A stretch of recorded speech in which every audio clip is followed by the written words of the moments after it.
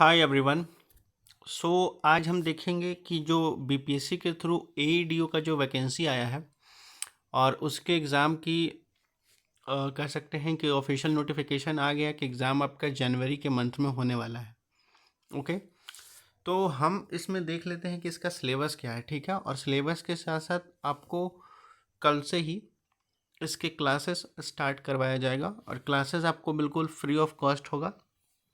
तो एक बार हम लोग सिलेबस देख लेते हैं और इसके साथ जो है कौन कौन से बुक हम लोग इसमें कंसीडर करेंगे उसको भी देख लेते हैं। ठीक है, तो ध्यान से इस वीडियो को देखिएगा और कोई क्वेश्चन हो तो आप लोग कमेंट सेक्शन में पूछ सकते हैं। ठीक है, जैसा कि आप लोग को पता है कि लेवल 5 की जॉब है ये। ठीक है, तो लेवल 5 के जॉब को देखते हुए यहाँ जो सिलेबस है, यहाँ देखिए सिलेबस की बात कर रहा है, सिंगल एग्ज़ाम है।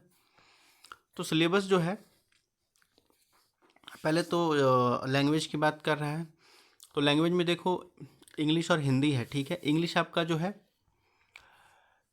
इंग्लिश आपका 30 मार्क्स का है, 30 मार्क्स का है, और हिंदी आपका 70 मार्क्स का है, जो कि ऑब्जेक्टिव होगा। ठीक है, और ये क्वालिफाइंग है। ठीक है, तो ये क्वालिफाइंग यानी मिनिमम इसमें आपको 30% मार्क्स लाने होंगे।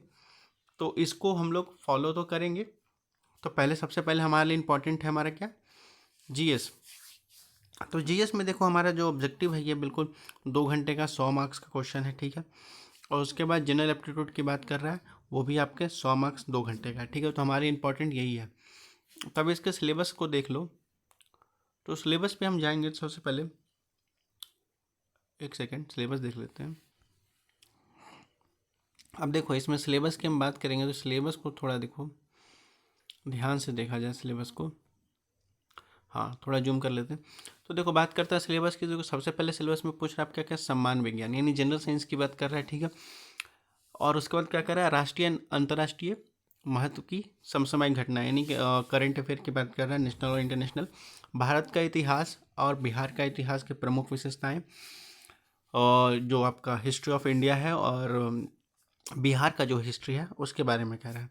दूसरा कह रहा है समान भूगोल जनरल ज्योग्राफी की बात कर रहा है, बिहार के प्रमुख भौगोलिक, बिहार के प्रमुख भौगोलिक प्रभाग अथवा यहाँ के महत्वपूर्ण नदियाँ। देखो यहाँ पर स्पेसिफिक किया है कि प्रमुख भौगोलिक प्रभाग और महत्वपूर्ण नदियाँ यानी इंपॉर्टेंट नदी जो रिवर है बिहार का वो, और जोग्राफिक तौर पे जो इम्पोर्टेंस जोग्राफिकल एरिया है उसके बारे में ये स्पेशली बताया है। तो याद रखिएगा ये बहुत ही इंपॉर्टेंट हो जाएगा। दूसरा आपको कहता है भारत राज्य की व्यवस्था और आर्थिक व्यवस्था। ठीक है, यानी आपको पॉलिटी और इकोनॉमिक्स हो गया। आज़ादी के पश्चात बिहार की अर्थव्यवस्था के प्रमुख परिवर्तन यानी आफ्टर इंडिपेंडेंस बिहार में जो भी इकोनॉमिकल चेंजेस देखने को मिले हैं उसकी बात कर रहा है। उसके बाद आगे बात करता है भारत का अंतर्राष्ट्रीय आंदोलन। ठीक है, भारत का जो आपका फ्रीडम स्ट्रगल मूवमेंट जो था वो हो गया। उसके बाद बिहार का योगदान जो जांचने वाले प्रश्न हो गए। ठीक है, यानी उसमें बिहार का योगदान क्या होगा, जैसे इंडिया के फ्रीडम के स्ट्रगल में बिहार का क्या योगदान था,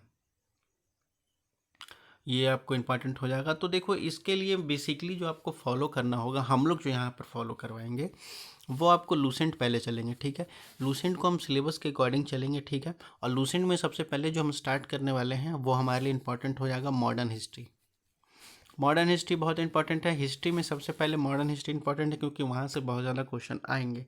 और जैसे जैसे मॉडर्न हिस्ट्री चलेंगे तो मॉडर्न हिस्ट्री के साथ साथ वहाँ पर हम ये भी देखते जाएंगे कि मॉडर्न हिस्ट्री इंडिया का और मॉडर्न हिस्ट्री भारत का, ये पूरा हम ध्यान से देखेंगे। ठीक है, उसके बाद बात करता है, क्योंकि यहाँ देखो आपको जो पूछ रहा है, यहाँ आपको पूछा है देखो भारत का इतिहास तथा बिहार के इतिहास के प्रमुख विशेषताएं, तो ये वो होगा। और दूसरा आपको यहाँ पूछ रहा है कि आज़ादी के पश्चात तो पूछा या भारत का राष्ट्रीय आंदोलन, इसमें बिहार का योगदान, ये भी पूछ रहा है। तो ये दोनों इंपॉर्टेंट हो जाएगा, तो हम इसको साथ साथ चलेंगे। ठीक है, तो लूसेंट को फॉलो करेंगे और जनरल साइंस के लिए भी हम लूसेंट को ही फॉलो करेंगे, एनफ है। नहीं तो आप एनसीईआरटी क्लास 6 to 10 जा सकते हैं, उस पर भी कोई दिक्कत नहीं है।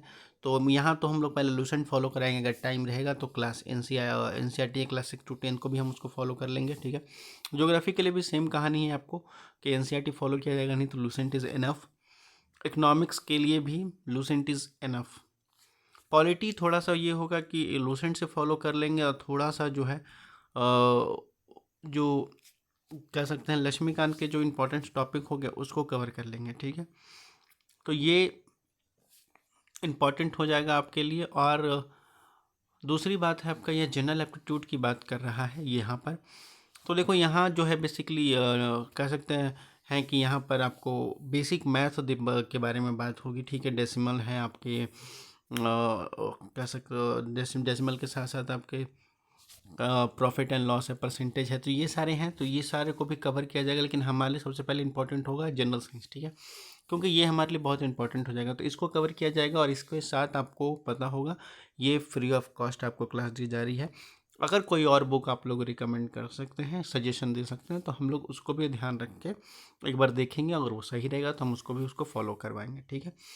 बाकी अगर कोई क्वेश्चन या कोई डाउट हो तो कमेंट सेक्शन में पूछ सकते हैं आप लोग।